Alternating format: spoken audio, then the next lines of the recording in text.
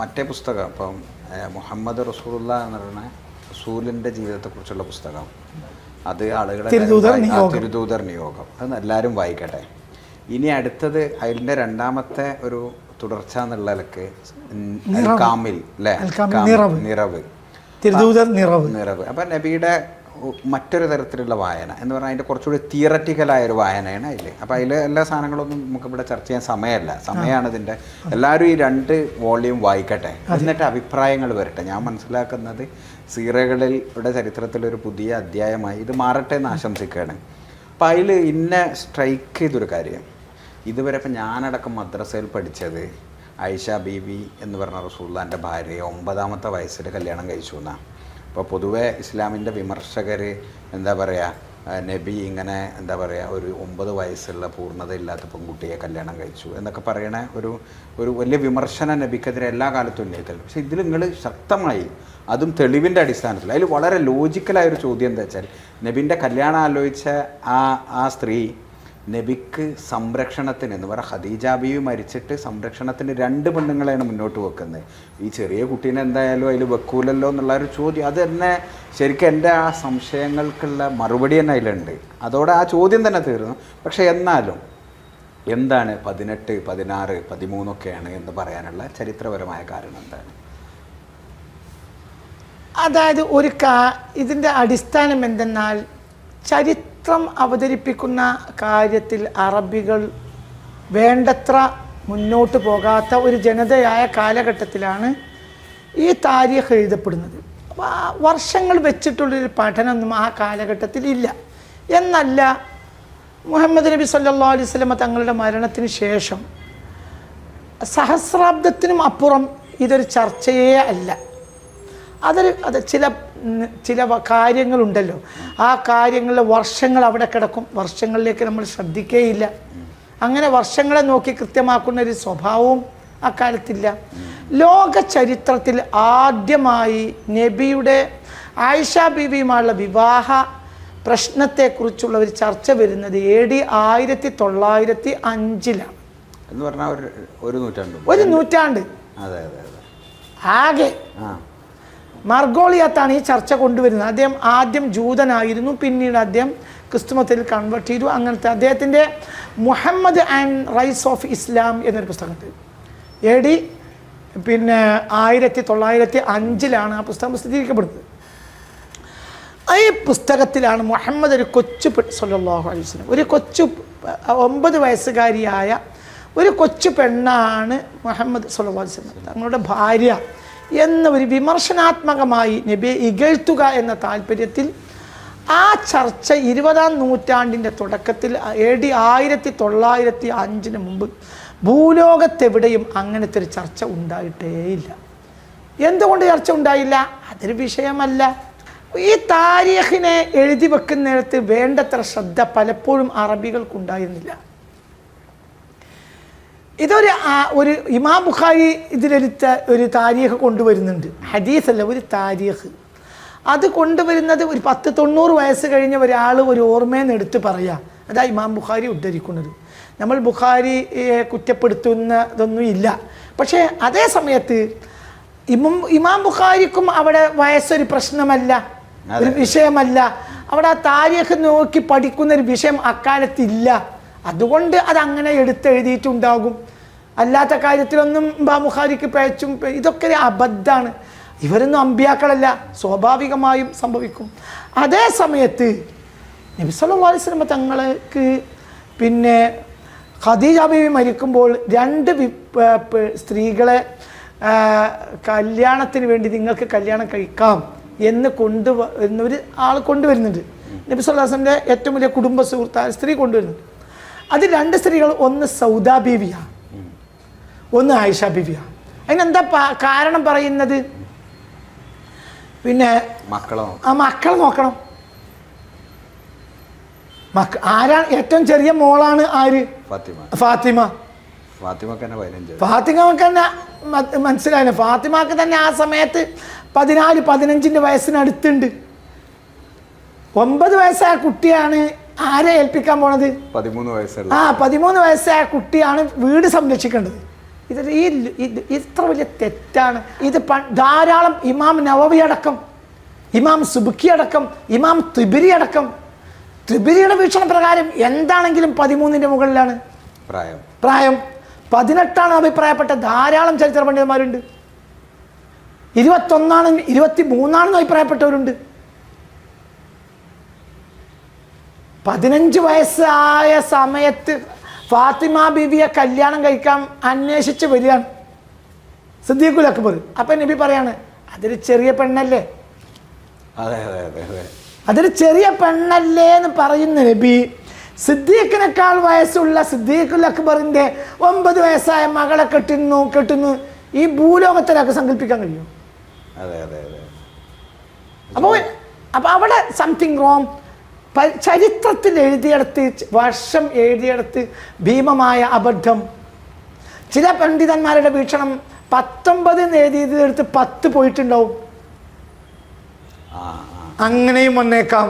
പക്ഷെ നമ്മളെ പുസ്തകങ്ങളിൽ നിന്ന് മാറ്റേണ്ട സമയമില്ല ഇപ്പോൾ. അല്ല, മാറ്റേണ്ട സമയമായി എന്ന് പറഞ്ഞാൽ പണ്ഡിതന്മാർ ഈ വിഷയത്തിൽ ഗവേഷണം നടത്തണം. ഞാൻ നടത്തിയ ഗവേഷണമാണ് ഈ പറയുന്നത്. ഇതാണ് ശരി, ഇത് സത്യമാണ്. നമ്മുടെ പുസ്തകം തിരുത്തേണ്ടി വന്നാൽ എന്താ പ്രശ്നം? എന്തു തിരുത്താലും അല്ലാഹു സുബ്ഹാനഹു വ തആല തന്നെ നൽകിയ ആയത്ത് തിരിച്ചെടുത്ത് വേറൊരായത്ത് നൽകിയത് എന്തിനാ?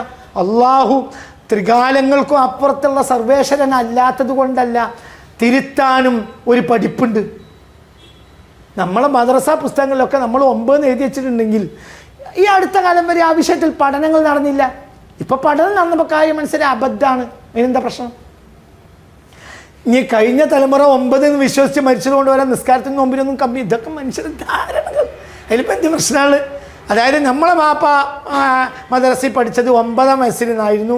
ആ വാപ്പ അങ്ങനെ തന്നെ മരിച്ചു പോയതുകൊണ്ട് ഇസ്ലാമിൽ എന്ത് കമ്മിയാണ്?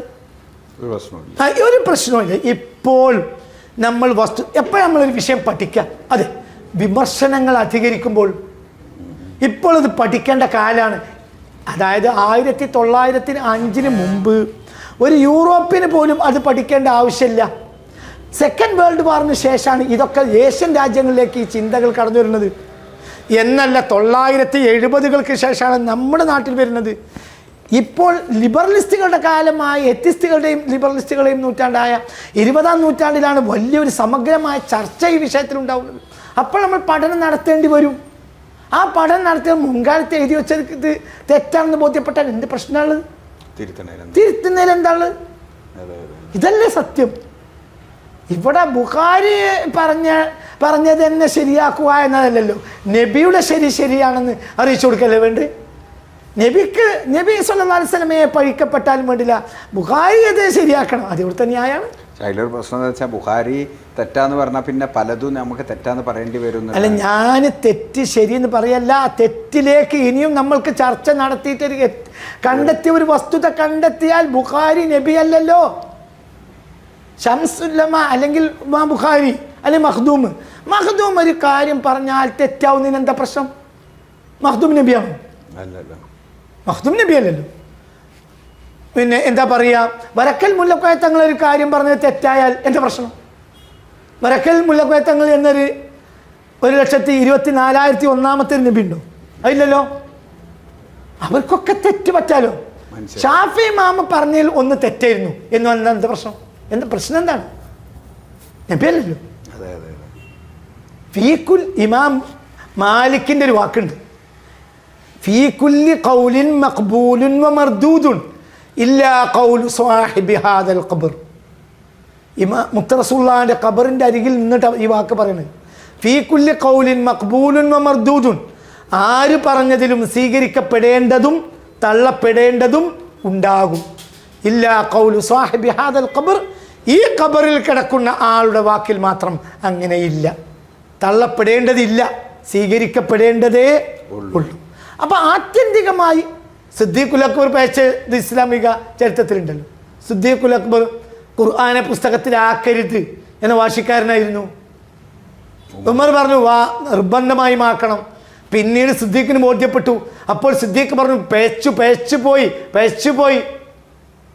സിദ്ദീഖിന് പേച്ചിട്ട് പിന്നെ ഇപ്പോഴത്തെ മദ്രസ ബുക്കിൽ പേക്കുന്നതിന് എന്താ പ്രശ്നം? എന്ത് പ്രശ്നം? തിരുത്തുന്നിടത്ത് നമുക്ക് നന്മയുള്ളൂ. എന്തുകൊണ്ട്? നമ്മൾ ധരിച്ചതിന് അപ്പുറത്തായിരുന്നു സത്യം. ഇതാണ് വസ്തുത. എന്താ പ്രശ്നമുള്ളത്? ഒന്നുമല്ലല്ലോ. ഒന്നിരിക്കൽ വിവാഹപ്രായം മദ്രസ പുസ്തകം എടുത്തു കളയാ. ഓരോരുത്തരും ഗവേഷണാത്മകമായി പഠിച്ചോട്ടെ. ഇന്നത്തെ യൂത്ത് പഠിക്കാൻ തയ്യാറാണ്. നമ്മളായി മദ്രസയിൽ എഴുതി വെച്ചിട്ട് അവരെ പേപ്പിക്കാതിരുന്നാൽ മതി. ചിലതൊക്കെ അങ്ങനെയും ചെയ്യാലോ. അതായത് സുബഹി നിസ്കാരം 2 റക്അത്തും ളുഹർ നിസ്കാരം 4 റക്അത്തും പോലത്തെ ഒരു വളക്കാൻ പാടില്ലാത്ത സാധനം അല്ലല്ലോ ആയിഷ ബിയുടെ അഭിപ്രായം. അതിലൊക്കെ എന്ത് പ്രശ്നമുള്ളത്? ഇനി അപ്പൊ ഈ പുസ്തകം ആളുകൾ വായിക്കട്ടെ. അഭിപ്രായങ്ങൾ ഞാനീ പറയുന്നത് ഈ 9 എന്നത് ലോകത്തിൽ ചർച്ചയായി കൊണ്ടുവരുന്നത് ഗോളിയാത്താണ്. ഗോളിയാത്തിൻ്റെ Muhammad and rise of Islam എന്ന പുസ്തകത്തിൽ 1905 ലോകത്ത് യൂറോപ്പ് പോലും ഈ ചർച്ച കേൾക്കുന്നത്. അല്ല, യൂറോപ്പിലേക്ക് ശരിക്കും ഇസ്ലാം ഒരു ചർച്ചയാണ് തന്നെ ഈ 19-ാം നൂറ്റാണ്ട് അവസാനിക്കുമ്പോഴാണ്. അപ്പം ഇനി നമ്മളെ ഈ സംഗതികൾ ഇങ്ങനെ മാറ്റി വെച്ചിട്ട് ഇനി പുസ്തകം ആളുകൾ വായിക്കട്ടെ. ഇത് വലിയ പ്രചാരം ഉണ്ടാകട്ടെ. ഇതിൻ്റെ ഇംഗ്ലീഷ് ഉണ്ടാകട്ടെ. തീർച്ചയായും അതിനുള്ള ശ്രമങ്ങൾ തീർച്ചയായും ഉണ്ടാവും. എല്ലാവരും വായിക്കണം. ഈ പുസ്തകം എല്ലാവരും വായിക്കണം, നിർബന്ധമായി വായിക്കണം. ഇനി അപ്പോൾ അടുത്തത് എന്താ വെച്ചാൽ നമ്മളിപ്പോൾ ഈ പൊതുവായ ഈ വിഷയങ്ങളിൽ ഇപ്പോൾ സമസ്തയിൽ നിന്നൊക്കെ അകന്ന് ഒരു പുതിയ ഗവേഷണമായിട്ട് മുന്നോട്ട് പോവാണല്ലോ. പുതിയ ഒരു എന്താ പറയുക, ഒരു ഇജ്തിഹാദാണോ ശരിക്കത്? അങ്ങനെയല്ല. മഹാന്മാരായ അള്ളാഹുവിൻ്റെ മുൻഗാമികളായ സാലിഹ്യങ്ങൾ, അടിമകൾ, വലിയ സജ്ജനങ്ങൾ പറഞ്ഞു വെച്ചതിനെ പിടിച്ച്. ഇപ്പം ഞാൻ ഈ പുസ്തകം നിങ്ങൾ വായിച്ചല്ലോ. ഞാൻ ആയിഷ ബിയുടെ വിവാഹപ്രായം വരെ സ്വന്തം അഭിപ്രായമല്ല. ഈ അഭിപ്രായം തൊബിരിക്കുണ്ട്, ഈ അഭിപ്രായം നവവിക്കുണ്ട്. ഇത് പറയല്ലേ ചെയ്യുന്നത്. എൻ്റെ അഭിപ്രായം ഒന്നും പറയുന്നില്ല. ഇനി അതിൻ്റെ ചരിത്രത്തിൽ എപ്പോഴും വേണ്ടത് എന്താണെന്നറിയാം? ചരിത്രത്തിൽ അതിനെ വീണ്ടും സംയോജിപ്പിക്കാനുള്ള ഒരാളുണ്ടാകണം. അത് ഫില്ല് ചെയ്യാൻ ആ ഉത്തരവാദിത്തം മാത്രമേ എനിക്കുള്ളൂ. അത് എങ്ങോട്ടാണ് കൊണ്ടുപോകുന്നത്? അത് നന്മയിലേക്ക്, സമൂഹത്തിൻ്റെ നന്മ. എപ്പോഴും ആ നന്മ നടന്നുകൊണ്ടേ ഇരിക്കണം. ആ സമൂഹം വീണ്ടും വീണ്ടും ചലനാത്മകമാകണം. ഇവിടെ ഇപ്പം ഒരു അപ്പം നിങ്ങൾ സമസ്തയിൽ നിന്ന്